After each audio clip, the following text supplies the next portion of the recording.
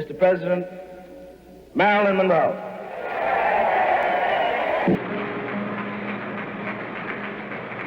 Happy Stop!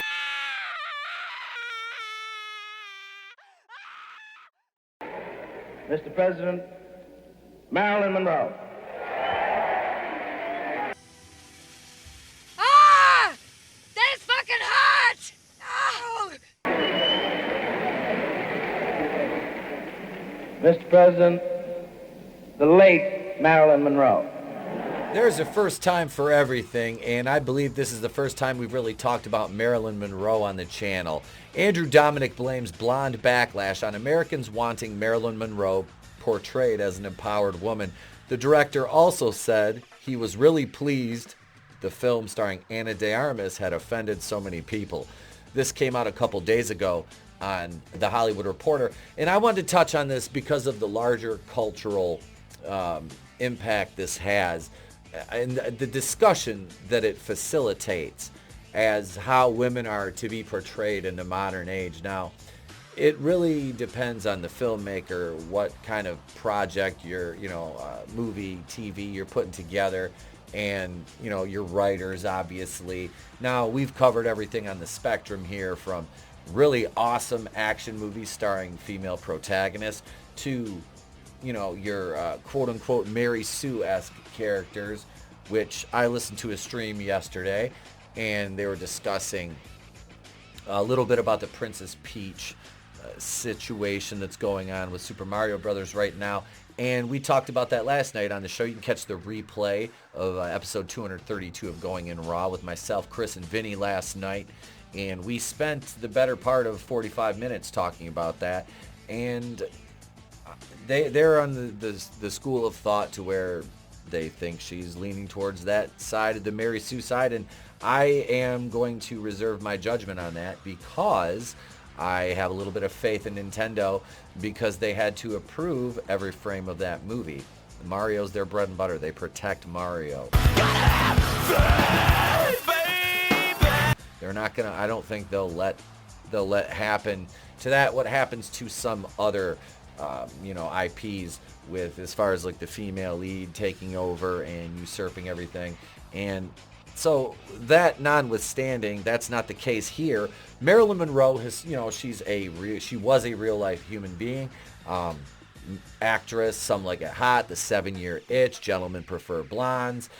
Famously sang "Happy Birthday" to JFK in front of his wife. Happy birthday, Mr. President. And then the shroud of mystery around her death. This woman was exploited during her life. She was taken advantage of. I don't think people gave her enough credit for her intelligence, but I think she put herself in some bad situations that led to her untimely death. And getting involved with the Kennedys, obviously, back then was not good. Chappaquiddick, anyone? But let's go through this article and see what the director has to say. The director, we went through what he said about Ana de Armas. Like I said, that statement kind of sounds Rian Johnson-esque, and I'm not familiar with Andrew Dominic at all. I don't know if I've seen any of his other work. But like I said, I just thought culturally this is a very good article to cover and discuss. So it'll hopefully open up some discussion in the comments. Yeah. What do you think? Let me know if you've seen the movie, if you're going to watch it. So here we go. This isn't a long article, so we'll just run through this with the quickness here. Andrew Dominic has addressed the backlash against Blonde, his Marilyn Monroe biopic for Netflix, which heavily divided public opinion after its world premiere in Venice. Speaking at the Red Sea International Film Festival in Saudi Arabia, they're a bastion of women's rights, the director said that the U.S. audiences had the strongest adverse reaction to the film. They hated the movie and claimed that when it came to the iconic Americans such as Monroe, they only wanted to see a celebration. There we have it. Tickling the nostalgia vibe with anything less than warm and fuzzy feelings is not acceptable to the majority of these people who, and this is the newer generation. See, I'm 42. I grew up, Marylin was obviously already gone. I was born in 1980, but I learned about who she was, what she was, how she used her beauty, and became, the sexual icon she was. And it's just kind of funny that they seem to forget that she's a real person with, she had flaws, she had goals, she had an agenda. I'm not saying she wasn't abused at any point, but what I'm saying is she was no angel. She was no saint. It's not, oh, Marylin was just this victim in all this. No, she, this is the lifestyle that she chose led to these things happening to her because of probably some bad decisions, like I said, aka getting involved with the Kennedy. Now, we're living in a time where it's important to present women as empowered, and they want to reinvent Marilyn Monroe as an empowered woman, and that's what they want to see, he said, and if you're not showing them that, it upsets them. And he's not wrong. These are the people that get, extremely mad when they see something that they like portrayed in anything less than a perfectly flattering light. Like an e-thought with an Instagram filter. Instead, he said Blonde, which starred Ana de Armas as the iconic figure, was accused of exploiting Monroe. Which is kind of strange because she's dead. The movie doesn't make any difference in one way or another, he said. What they really mean is that the film exploited their memory of her, their image of her, which is fair enough. But that's the whole idea of the movie. It's trying to take the iconography of her life and put it into service of something else. It's trying to take things that you're familiar with and turning the meaning inside out. But that's what they don't want to see. And he's right. He's absolutely right. And this is now, okay, so compare this to Star Wars and Rian Johnson, as I drew that parallel, the subversion tactic. Now, this subverts the audience in a way that is more grounded in reality.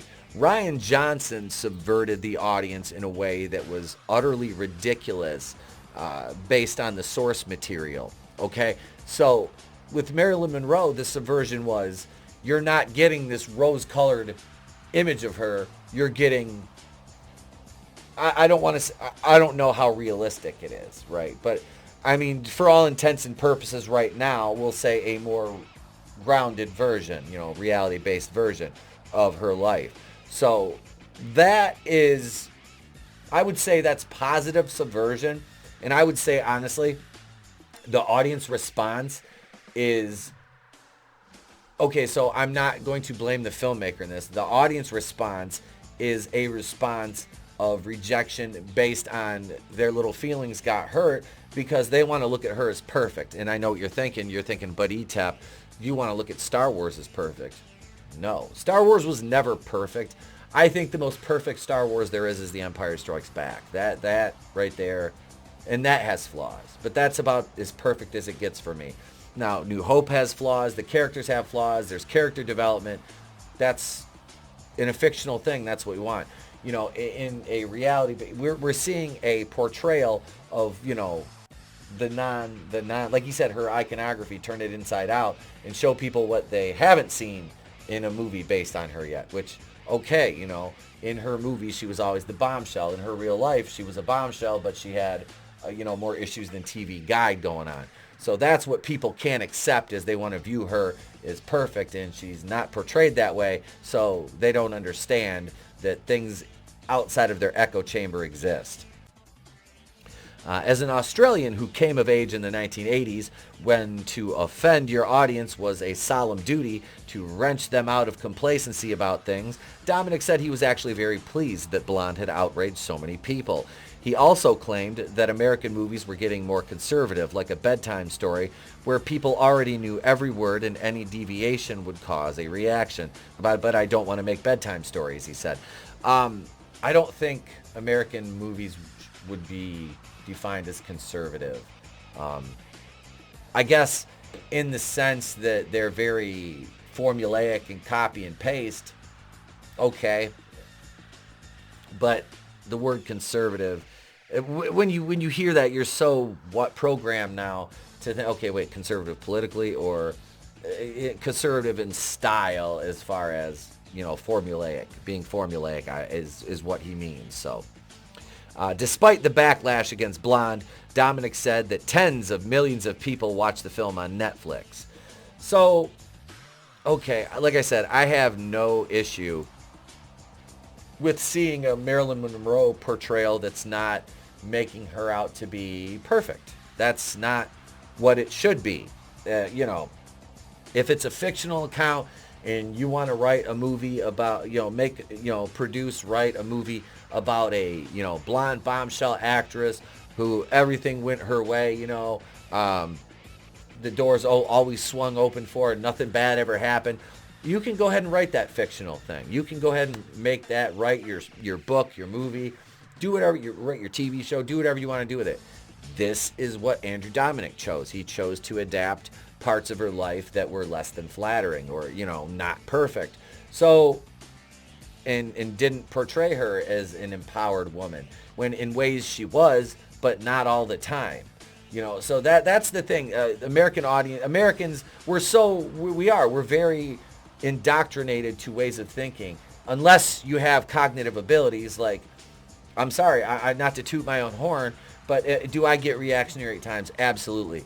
But for the most part, after doing this for almost 4 years, I'm able to, unless it's something I'm very passionate about, to sit back and look at things objectively and then say, okay, once we've dug into things, we can decipher a little more what the inner workings of them are. And this is a case where, you know, I'm familiar with Marilyn Monroe. I know that she was no angel. You know, she's not some innocent person who, oh, they did me wrong. Oh, heavens to Murgatroyds. No, you put yourself in situations that led to certain things happening. So, and I'm not completely blaming her, but at the end of the day, she made the decisions to do the things she did and live the life she lived. So, that being said, folks, now it's your turn. Have you seen Blonde? What did you think of it? Let me know in the comments below. And yeah, that's it, folks. Thanks for watching. I appreciate you, all my channel members. And if you haven't joined as a channel member yet, you can join for $2.99 as a Kazooian, $4.99 as a Harvey Wakuian producer. If not, just subscribe, slap the bell for notifications. It's free. It always will be. There's a back catalog of over 1,100 videos for you to enjoy. Live streams 3 days a week, 5 if you're a channel member. I'm Infinitale Chronicles from the Place to Be Reviews. Thank you to my editor, Goodstuff Comixgater. We've been here with all of you. If we don't see you, have a great day, a pleasant tomorrow, and I'll catch you on the next one. It's better to burn out than to fade away. I could do this all